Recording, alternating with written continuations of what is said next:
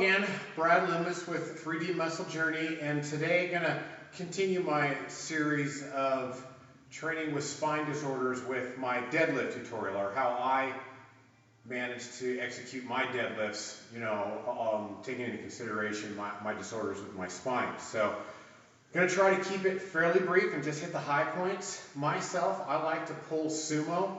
I feel like it's a lot safer and places less of the load on my back and more on my hips, my glutes, and my quads. And I'll get more into that in a few minutes. But first, I want to start off with setup.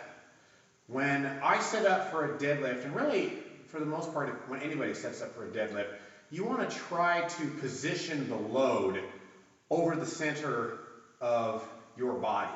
And so that starts right here with the feet.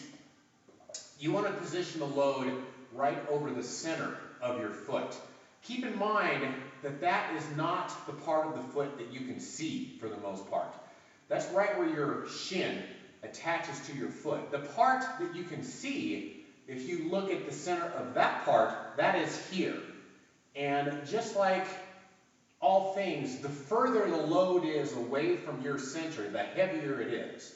You never want to lift anything out here because you've got force then on your low back pulling you this way. It is essentially heavier. So you want to try to keep that load tight to your body. So you position the load right over the middle of your foot, and therefore the load then is as close to your center as you can possibly get. And that's setup. Okay, so as I position myself to the bar, I try to get myself right so my shins are almost in contact with the bar, and then point my feet out. Now the reason that I point my feet out is so that I can get my knees to track in the area of my toes. That takes a little bit of effort right here. The amount of angle of your back, of your upper body, is largely dependent on the position of your knees. You can see here, as I bring my knees in, my butt comes up. Now I'm lifting more with the low back than with my hips. The more I pull my knees apart, the more upright my body is, the more straight my pull is. This is something that I learned from Coach Alberto in his tutorial that he did with me, is how important these muscles are in pulling those knees apart as you lift. So as I lift, that's one of my primary concerns. How hard can I pull those knees apart, keep my body upright, and place more of that load here and less here?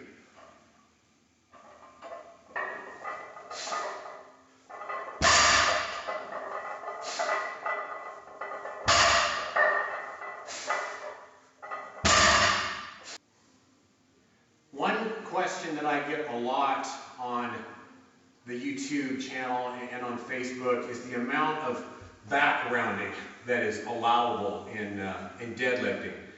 And for the most part, you never want to allow your back much back rounding. It takes a lot of control to be able to allow a specific amount of back rounding. But for the most part, you never want to let it round. You never want to let those muscles relax and then, drive with your legs and just let the back fold into an abnormal position.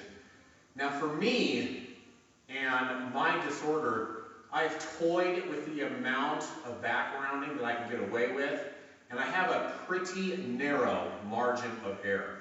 I can let my back round half a degree, and the next day, my sciatic nerves are flared up, and I'm getting shots of pain in my butt, and so I can't allow for very much.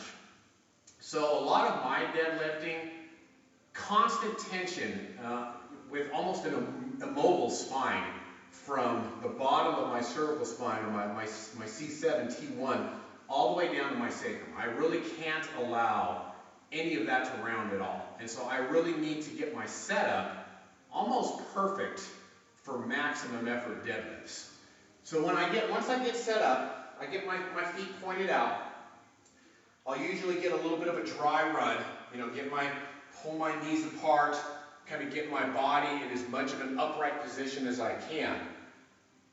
Then, as I set up and get ready to lift, I tense up everything from my lats to my sacrum. Tense up all those muscles, statically hold those muscles, and then as I start the lift, my primary thought is right here. Pull those knees apart and keep my body upright.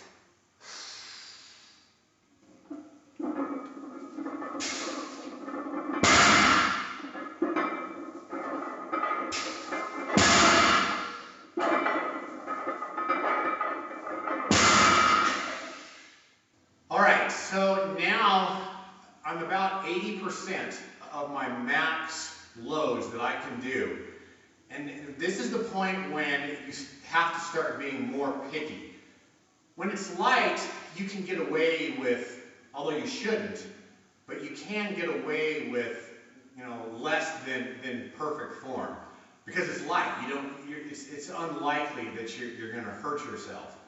As long as you're paying, attention to at least 80% of the rules that you need to conform to accomplish the lift. But when it's heavy, you really can't, allow for any of that. Everything needs to be pretty perfect, and you need to be pretty picky. Now, for me, I can't allow for much leakage. Okay, leakage. That's an important term that I use a lot. What is leakage? Leakage is anything that is moving on your body that is not contributing to the load moving. So sometimes you'll see, folks, as they start their lift, their butt will move, but the bar won't. And that's leakage. That's basically effort that's being put into your body moving, but not the load. And so basically there's leakage. The body's moving and there's effort being put there, but there's no movement of the load. And leakage can happen anywhere. The knees going in is a form of leakage. The effort is being brought toward that body part moving, but the load is not moving. And so that's when you really got to pay attention, or at least me, I have to pay attention to what is leaking. Because if there's a lot of leakage anywhere, I better just stop the lift, reset, and then try again.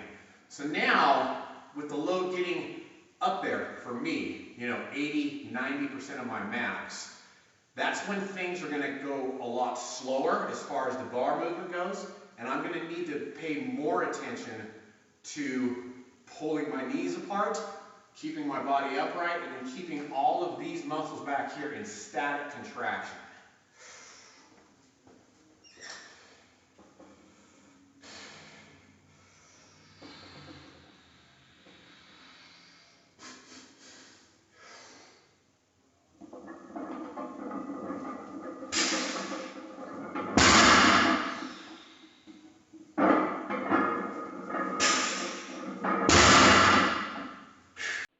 One of the things I learned from the RKC is that one of the safest things you can do is use perfect form until the weight is back on the deck and you're back in an upright position. So every time that I do a lift, I put the weight down with perfect technique, I stand up with perfect technique, then I walk away.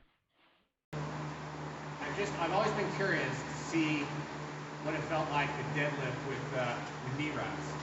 So I'm giving it a go, and I guess we'll see firsthand how it feels.